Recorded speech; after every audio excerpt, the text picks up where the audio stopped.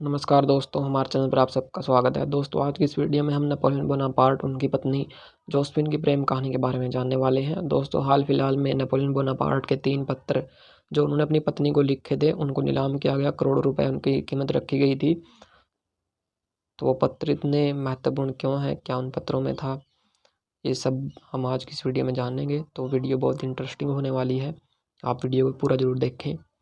चलिए फिर इसको शुरू करते हैं। दोस्तों, नेपोलियन बोनापार्ट फ्रांस का महान सम्राट था। वह एक महान योद्धा था, लेकिन प्रेम में उसे धोखा मिला। नेपोलियन की शादी 9 मार्च 1796 को जोसेफिन से हुई थी। जोसेफिन के बारे में कहा जाता है कि उसकी सुंदरता से पूरे पेरिस की महिलाएं रसक करती थी। फ्रांस में जोसेफिन को विक्ट्री वुमन कहा जाता है, क्योंकि लोगों का मानना था कि नेपोलियन की हर विजय उसके ही कारण होती है। कहते हैं कि नेपोलियन जब युद्ध पर होता है तब भी वह जोसेफिन को चिट्ठियां लिखा करता है, लेकिन ऐसा क्या हुआ कि दोनों के इस रिश्ते में दरार आ गई। नेपोलियन और जोसेफिन की प्रेम कहानी की शुरुआत तब हुई जब नेपोलियन फ्रांसीसी सेना का प्रमुख था। जोसेफिन एक सैनिक अधिकारी की पत्नी थी। उसके पति को फांसी की सजा मिली और जोसेफिन को भी गिरफ्तार कर लिया गया था। जोसेफिन को उसके पहले पति से एक बेटा जिसका नाम यूजीन था और वह 14 साल का था। नेपोलियन के आदेश से फ्रांस का नागरिक अपने घर के हथियार को सेना के समक्ष जमा कर रहा था। यूजीन भी अपने पिता की तलवार लेकर जमा करने आया था। उसकी आंखों से आंसू बह रहे थे। सहसा नेपोलियन की नज़र उस पर पड़ी और उसने उससे रोने का कारण पूछा। यूजीन ने कहा कि वह उसके स्वर्गीय पिता का तलवार है और उससे अलग होते हुए उसे दुख हो रहा है। नेपोलियन ने पिता के प्रति उसके मन में श्रद्धा देखी और उसका तलवार उसे लौटा दिया। अगले दिन यूजीन की माँ जोसेफिन नेपोलियन को धन्यवाद देने गई और नेपोलियन उसे देखते ही मोहित हो गए। जोसेफिन भी नेपोलियन पर मर मिटी, क्योंकि वह सबसे खूबसूरत दिखता था और उसके पास सत्ता थी, शक्ति थी। तो जोसेफिन भी उसके ऊपर मोहित हो गई और नेपोलियन तो जोसेफिन पर मोहित हो ही गया था। सबसे खूबसूरत स्त्री थी वह उस समय की। वहाँ पर जो भी स्त्रियाँ थी उससे सबसे खूबसूरत जोसेफिन ही थी। और इस तरह से वो दोनों प्यार में पड़ गए, नेपोलियन और जोसेफिन। और जिस समय नेपोलियन से उसकी शादी हुई उस वक्त जोसेफिन की उम्र 32 और नेपोलियन की महज 26 वर्ष थी। खुद को सम्राट घोषित कर नेपोलियन ने जोसेफिन से कैथोलिक चर्च की रीतियों के अनुसार शादी रचाई और उसे रानी घोषित किया। इसके बाद नेपोलियन एक के बाद एक युद्ध जीतता चला गया। नेपोलियन जोसेफिन से बहुत प्यार करता था। वह युद्ध क्षेत्र से उसे पत्र लिखा करता था और उसे अपने अंगरक्षक के हाथों जोसेफिन के पास पेश में भिजवाया करता था। दोस्तों, कहा जाता है कि जैसे पत्र नेपोलियन ने अपने पत्नी को लिखे हैं, ऐसे पत्र आज तक कभी नहीं लिखे गए। जितना प्यार नेपोलियन ने जोसेफिन के प्रति दर्शाया है अपने पत्रों में, ऐसा प्यार आज तक कोई नहीं दर्शा सका। जो नेपोलियन है वो अपनी हर जीत, जब भी नेपोलियन एक शहर जीतता है तो उसको अपनी प्रेमिका जोसेफिन के चरणों में न्यौछावर कर देता है, उसके चरणों में चढ़ा देता है। ऐसा वो अपने पत्रों में लिखता है। इस तरह की बातों का वो जिक्र करता है। लेकिन इस तरफ जोसेफिन उनकी इन भावनाओं का मजाक उड़ाती और नेपोलियन युद्ध में उलझा रहा और महल में जोसेफिन के पुराने प्रेमी आते रहे।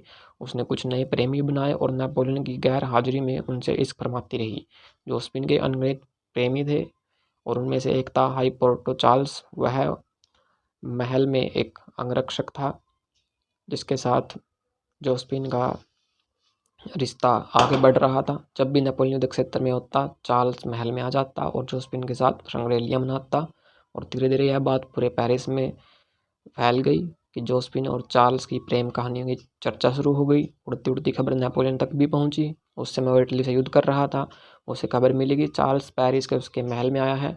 तो नेपोलियन तुरंत वहाँ से महल तो नहीं पहुंच सकता था, लेकिन नेपोलियन ने एक पत्र लिखा जोसेफिन को और पत्र में कहा कि चार्ल्स को युद्ध क्षेत्र में बुलाया जाए।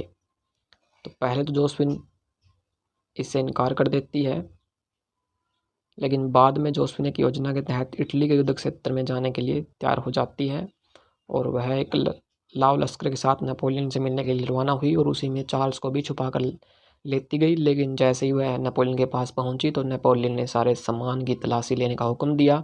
कपड़े वाले बक्से में चार्ल्स छिपा मिला।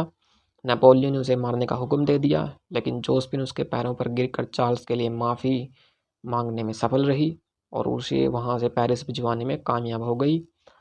और जोसेफिन ने नेपोलियन से वादा किया कि वह कभी चार्ल्स से नहीं मिलेगी। उसके बाद उसने चालाकी से काम किया और दिखावे के लिए नेपोलियन से ढेर सारा प्यार जताती रही। कुछ समय बाद नेपोलियन युद्ध के लिए मिस्र गया और जोसेफिन ने फिर से चार्ल्स को महल में बुला लिया। एक दिन नेपोलियन के भाई जोसेफ ने दोनों को एक साथ पकड़ लिया और उसने नेपोलियन को इस बारे में संदेश भेज दिया।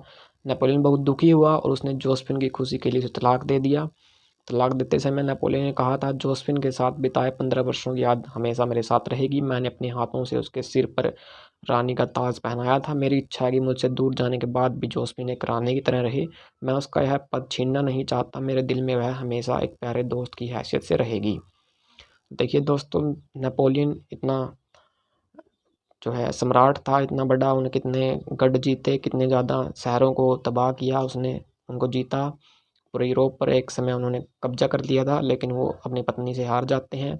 और कहा तो ऐसा भी जाता है कि जोसेफिन की शादी उन्होंने उसकी प्रेमिका से करवाई।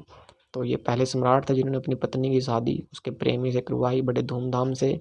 और जोसेफिन को एक शाही बग्घी में बैठाकर विदाई दी गई नेपोलियन के द्वारा। तो ये दोस्तों, सबकी एक कमज़ोरी होती है। तो नेपोलियन की कमज़ोरी उसकी पत्नी जोसेफिन थी, तो जिसकी वजह से वो अपने जीवन में उसे खो देता है, और उसकी हार का कारण भी बाद में जोसेफिन ही बनती है।